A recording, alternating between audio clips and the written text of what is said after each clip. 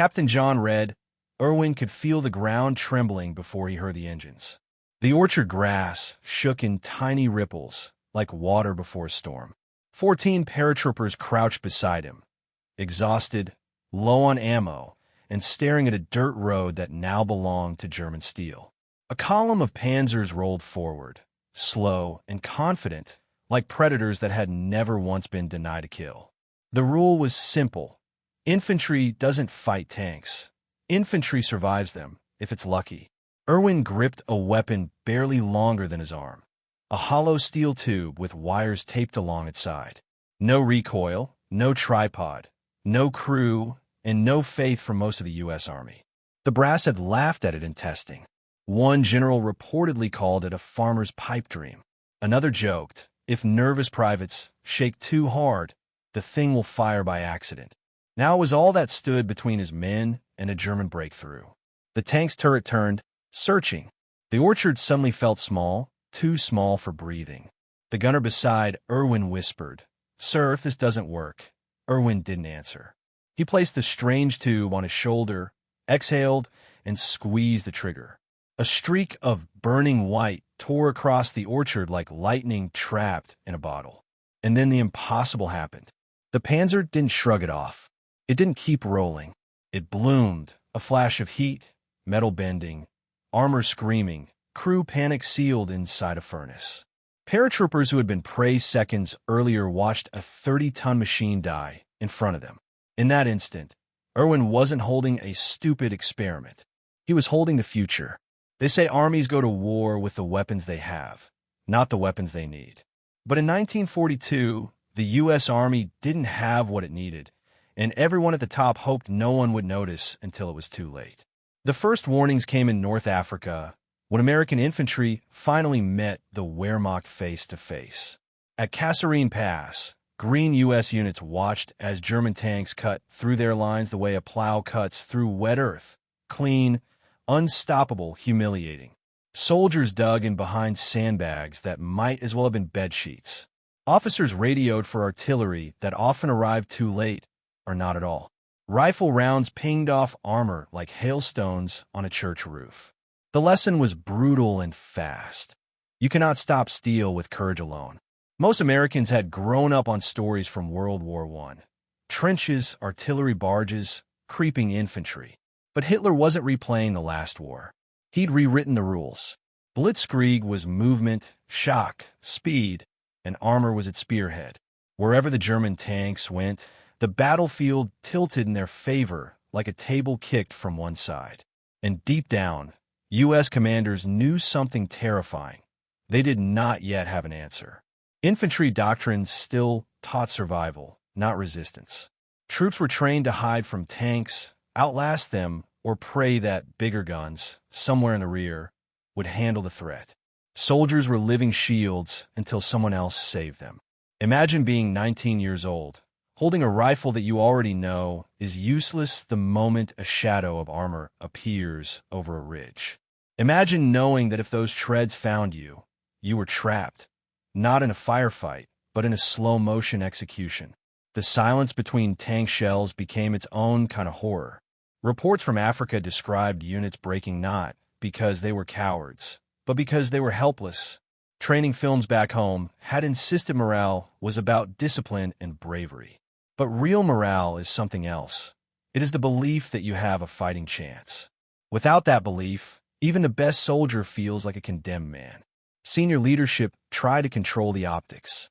Official communiques used words like setback or unexpected resistance. But privately, generals were rattled.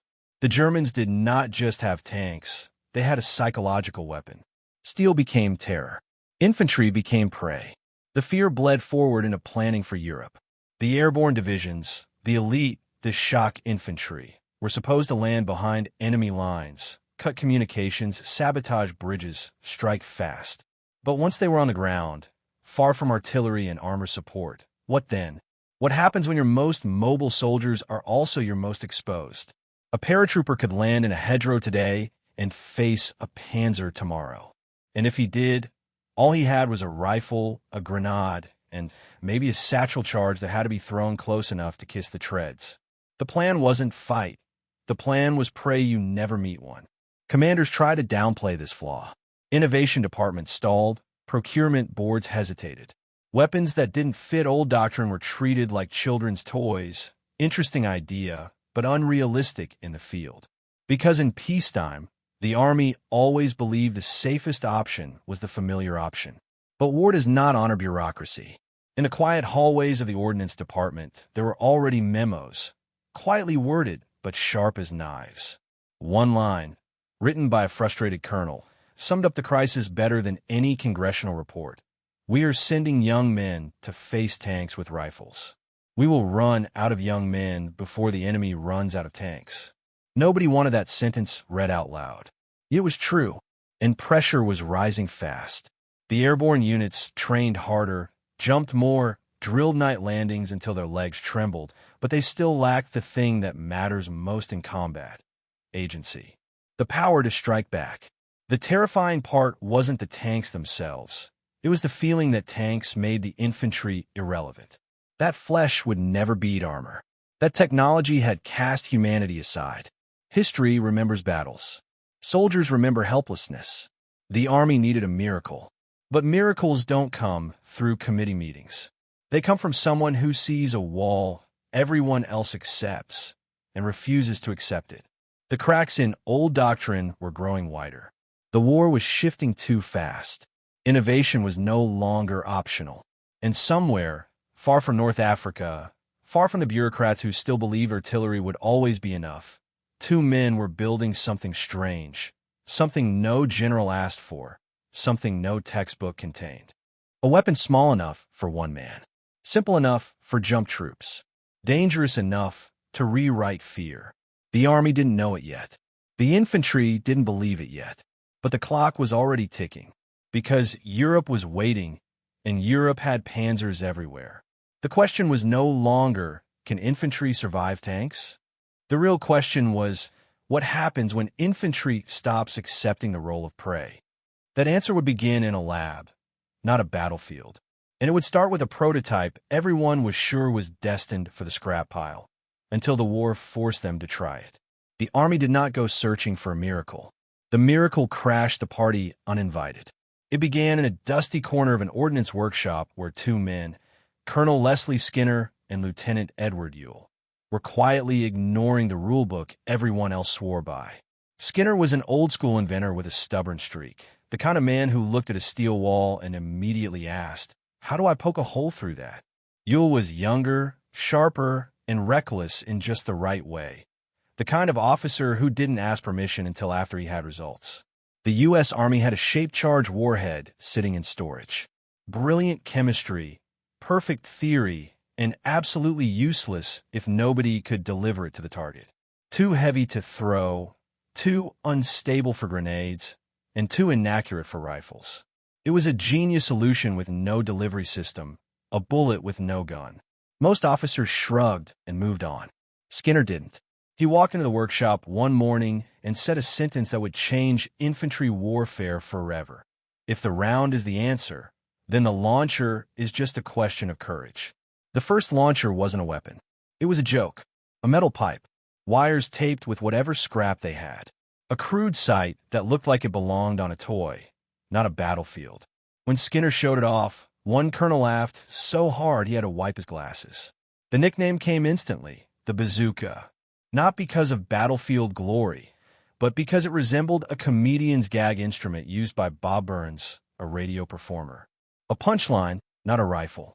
At the earliest demo, generals stood behind the firing line with arms crossed, waiting for the predictable embarrassment. The launcher jammed. Twice. Then the rocket sputtered 2 feet before nose-diving into a dirt clod. No applause. Just smug smiles. The written test notes, still preserved in records, were brutal, unreliable, unrefined. Battlefield impractical. Recommendation: discontinue. If history paused right there, tanks would have stayed gods of the battlefield. But wars are not run on paperwork. They're run on desperation. Skinner and Ewell didn't quit. When the brass walked away, they reloaded. They sanded the contact points. They checked the battery. They wiped sweat off their faces and prepared again. The second shot screamed downrange, struck the steel target, and blew a fist-sized hole straight through 2 inches of plate. Silence. The mocking stopped. Even the doubters couldn't pretend this time. The hole was impossible by 1941 logic. No huge cannon, no recoil, no heavy tripod, just 2 men and a pipe the size of a broom handle. The generals were stunned, but stunned is not the same as convinced. They still didn't trust it. Innovation makes bureaucrats nervous because innovation threatens hierarchy. If a private could suddenly kill a tank, a whole doctrine collapses. And doctrines don't die quietly. Skinner submitted it again. The board stalled. Needs refinement. Needs more testing. Translation: we don't like change. But while the paper pushers hesitated, the war did not. By 1942, field officers were begging, not for theory, not for philosophy, but for solutions. Reports from Africa turned into red alerts. Infantry was dying faster than America could ship replacements. And so the conversation shifted, not because of brilliance, but because of fear. The Army didn't approve the bazooka because it believed in it. The Army approved it because it had run out of other options. The final irony? When the order came through, rush TO Europe, it wasn't even time for full manuals.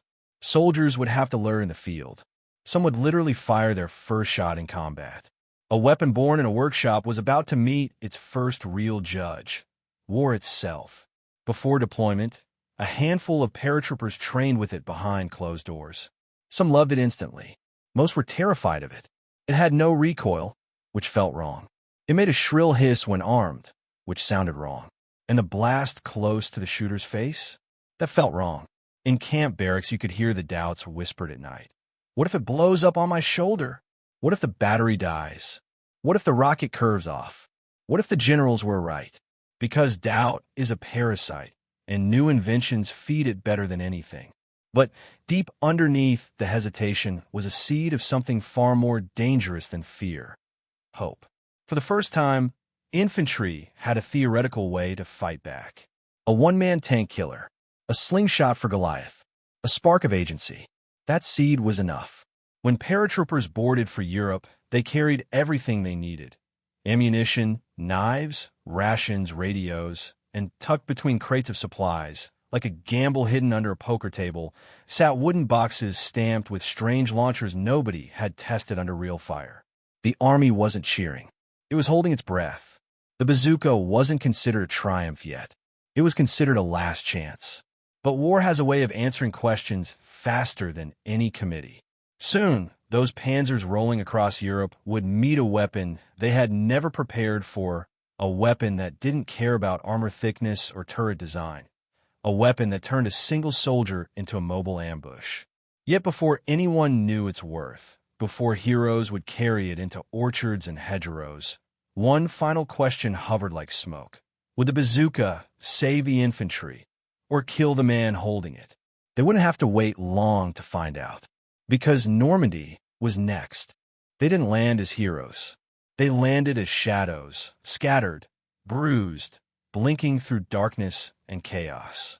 In the early hours of June 6, 1944, American paratroopers dropped into Normandy under tracer fire that painted the night sky like violent lightning. Many missed their drop zones. Some were tangled in hedgerows. Others landed alone, not knowing if friendly forces were a mile away or 10.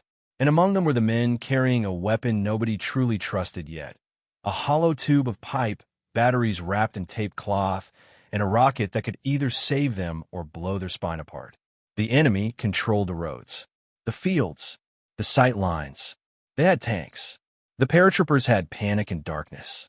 In those first hours, the bazooka was dead weight. Nobody dared fire it. Nobody had reason yet. But Normandy is unforgiving, and war always delivers the moment you're trying not to think about. It came at dawn. A small squad, exhausted, undersupplied, and half convinced they were already behind enemy armor, heard it first: the low, grinding rumble of gears. Slow, heavy, confident. Not a patrol, not infantry. Tracked. The kind of sound that makes the ground vibrate before the mind understands what's coming. Tank, someone whispered. Not shouted whispered, because when fear is sharpest, voices drop instead of rise. The hedgerow ahead shivered as something massive pushed through branches. A panzer, dark and slick from dew, crawled forward like a predator sniffing out prey in tall grass. The squad had no cover that mattered. No anti-tank gun. No artillery link. Only the pipe. The bazooka team froze. One man held the launcher. Another fumbled with the rocket. Hands shaking. No drill sergeant here. No practice range. Just two hearts trying to remember training under the weight of reality. They had seconds. Fire or flee?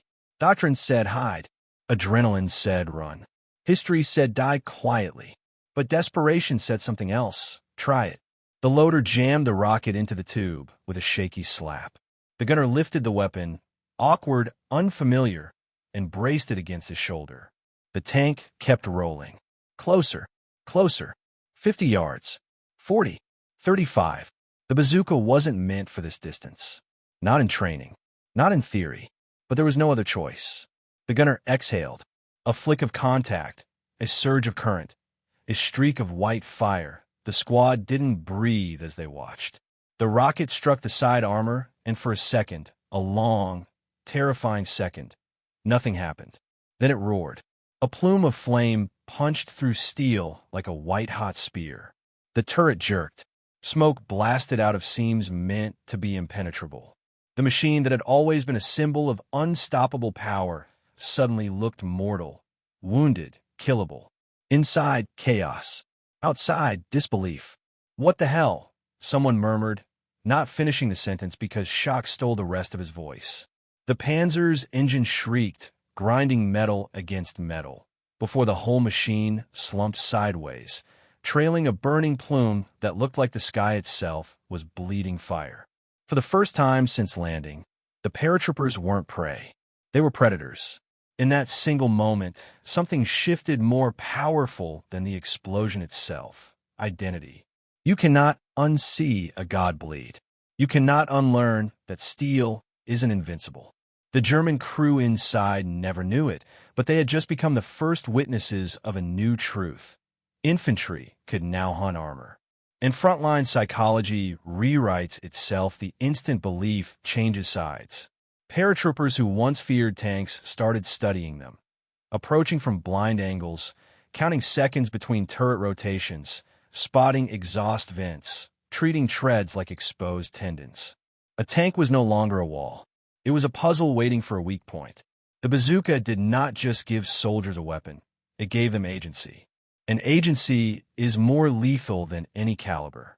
Word spread not through radio, not through manual, but through awe. Did you hear? Someone burned a panzer at 30 paces. Normandy? No. Artillery support? Just a bazooka. Swear to God, one shot. Stories travel through armies faster than orders. Fear becomes curiosity. Curiosity becomes confidence. But new power always carries a new question. If one bazooka could kill one tank, what happens when entire squads learn to stalk armor the same way wolves stalk a wounded bull? This was the moment infantry stopped running from tanks and began studying how to kill them. And if the Germans had known what was coming, they would have feared the orchard long before they ever feared the gun. Because the bazooka wasn't just a weapon anymore. It was an awakening. And awakenings don't stay small for long. The first kill was a shock. The second was a warning. The third was a message, whispered from hedgerow to hedgerow, from foxhole to farmhouse. The tanks are not gods anymore. Before Normandy, armor dictated the battlefield. It shaped momentum. Wherever a panzer appeared, infantry morale cracked first, strategy second. But once paratroopers proved steel could burn, fear began to change sides. You could feel it in the way American scouts moved, slower, quieter, more like hunters than survivors. The bazooka grew into something bigger than a weapon. It became permission for infantry to take initiative instead of waiting for rescue. Ambush became art. Soldiers learned the sound of a panzer's idle engine, the way a fisherman knows the current. They studied approach routes like chess players mapping diagonals. They mapped kill zones, escape routes, dead angles. They learned to strike not when the tank was strongest, but when it was blind. A rifleman with no bazooka saw a tank as a wall. A bazooka gunner saw it as a door waiting to be unlocked.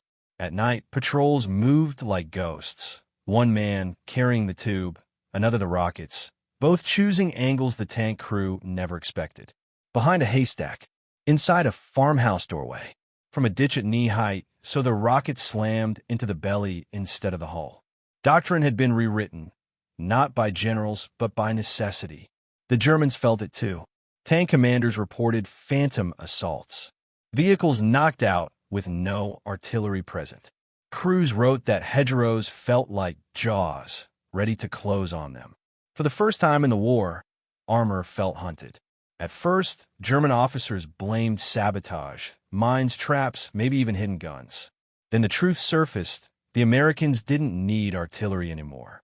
They turned one soldier into a firing squad. This psychological reversal cannot be overstated. In Blitzkrieg, terror comes from the tank. But suddenly, terror came for the tank. One engagement in the Bocage became legend among the 82nd. A lone squad spotted a German column nosing through a narrow lane. 3 infantry carriers and a panzer. The Americans didn't retreat.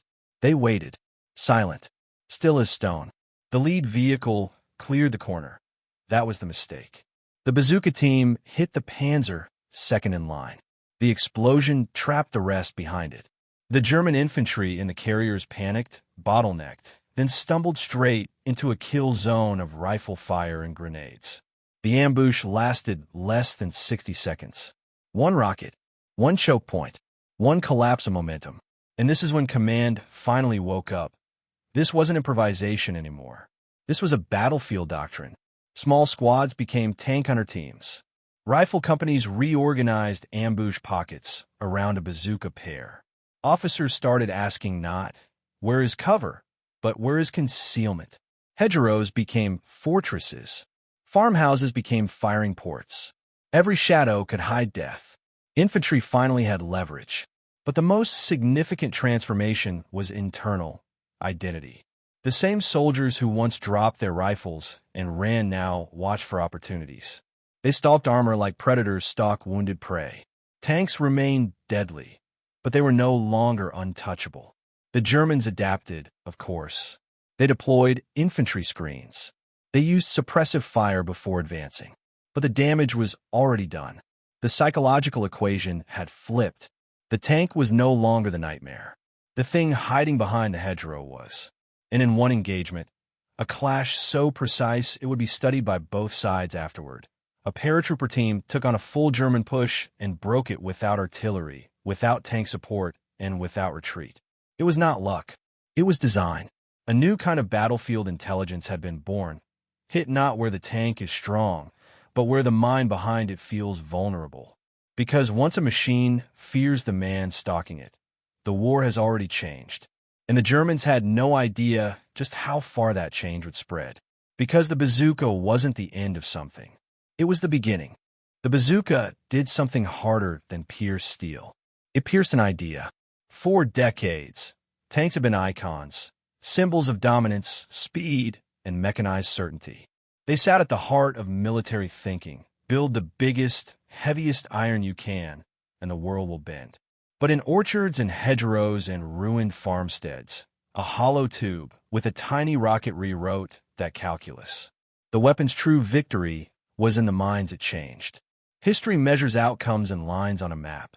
Towns taken, roads held, bridges blown. But the bazooka's imprint is psychological, a small object that multiplied courage.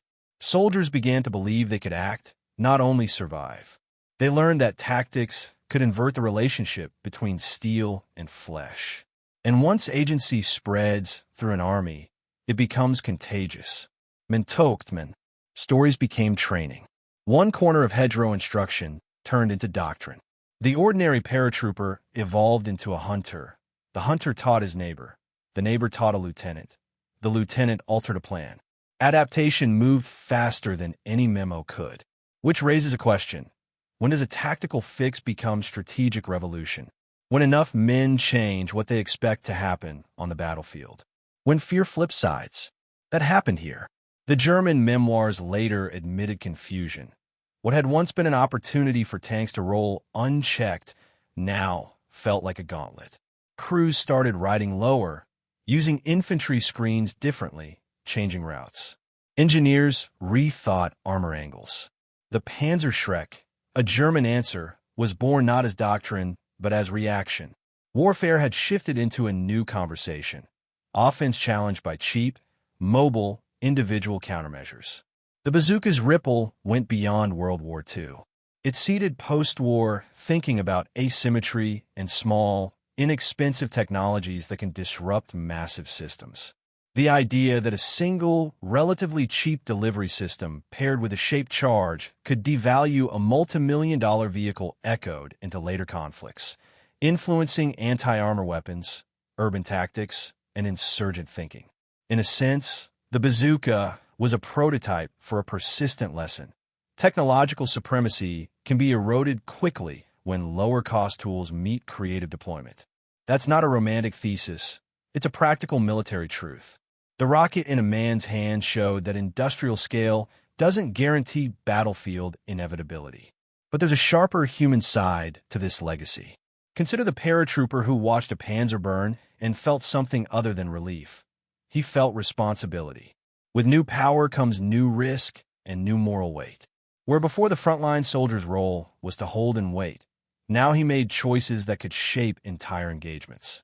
That agency came with consequences. Poor training with the bazooka could mean wasted rockets, friendly casualties, even the weapon injuring its wielder.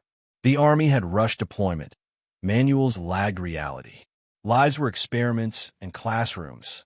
Yet from those dangerous first uses came discipline doctrine and better survival rates. The human cost was real, but the payoff was transformation. What about pride? What about the stories told around smoky mess tables? Veterans came home with quiet eyes and louder tales. The bazooka became legend in bars and reunions and in the whispered lineage of units. Remember the orchard? A sergeant would mutter, "We burned a panzer with a broom handle." Those stories anchored identity. They were not just about a weapon. They were about men refusing to accept helplessness. They taught the next generation that ingenuity and guts could rewrite what seemed fixed. That lesson feeds in a culture, the myth of the underdog who refuses to bow. In a war filled with machines and maps, the bazooka became a symbol for human refusal to be outmatched. Of course, the story isn't all tidy triumph. The Germans adapted. New weapons emerged. Tanks evolved. Armored doctrine matured. The bazooka didn't end mechanized warfare, but altered it. It forced planners to account for the man in the ditch. It made combined arms more genuine. Infantry, armor, artillery, and engineers now had to play together in new ways. Military education adjusted. And in that adjustment, future wars found tools and tactics that began in Normandy's hedgerows. So what is the moral? Not that technology alone wins wars, nor that the smallest tool always defeats the largest machine. The real lesson is about adaptation, urgency, and belief. When institutions stumble, individuals can create solutions. And when those solutions prove themselves under fire, doctrine must bend or be left behind. It is a lesson for generals and for engineers, for storytellers, and for anyone who faces seemingly insurmountable odds. Do not mistake size for inevitability. The stupid idea in a workshop, the pipe, the rocket, the muffled laughter in a test hall, became a pivot of power because someone refused to accept resignation. What happens next when the weakest begin to outthink the strongest? How many other laws of war are only habits waiting for a clever device or bolder tactic to upend them? Those are questions that outlast battles. In the end, the bazooka's simplest legacy is a quiet human truth. Tools will change, but courage amplified by invention rewrites outcomes. The soldier who once felt powerless now knows he can act. That shift from prey to predator, from patient to proactive, is the radical inheritance of those orchards and hedgerows. The camera pulls back. The orchard is quiet now, but the echo remains, metal that once seemed immune, scarred and silent. Veterans eat their meals in quieter years, and the story moves into textbooks, into museums, into quiet lectures where kids learn that even the smallest idea can alter the course of history. If you think the story ends there, ask yourself, what stupid idea around us today might be tomorrow's doctrine? Who's building the next bazooka in a garage or a workshop? Who's ready to refuse the accepted rule? Because history turns on small contradictive moments, a paratrooper, a pipe, a spark, and inside those moments, everything changes. Small tools can topple giants, and people who refuse to accept it's always been this way change history. If you want more untold turns and battlefield surprises that flip the rules, subscribe for the next deep dive. Next episode, the quiet device that made night fighting a nightmare for armies.